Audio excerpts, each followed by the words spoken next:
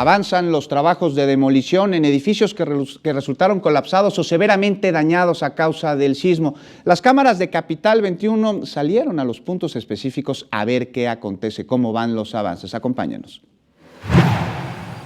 De acuerdo con la Secretaría de Obras y Servicios de la Ciudad de México, a más de 100 días del sismo que provocó que varios inmuebles de la capital resultaran afectados, hay 38 edificios que están dañados, 7 que se reportan con demolición terminada y 15 en proceso de demolición.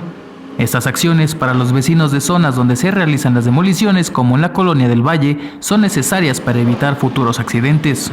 Pues que ojalá y eso lo hagan más rápido, porque está demasiado lento y la gente, pues pobre gente que se quedó sin nada y no tiene solución a su problema.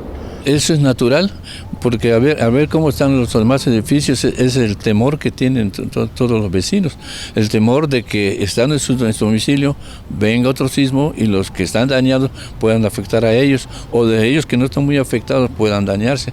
Los vecinos no salieron afectados de sus casas, de sus propiedades, pero sí era un riesgo que el edificio quedara a la mitad, entonces por eso lo derribaron todo.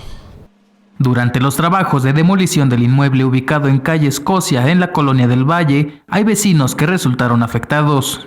Me perjudicaron destruyendo el techo, el techumbre, que eran como 2-3 toneladas, y todas ellas se las llevaron, que incautadas. La circulación para pacientes, para poder estacionar en las zonas, ha sido muy complicado, porque se quedó muchos escombros hasta ayer.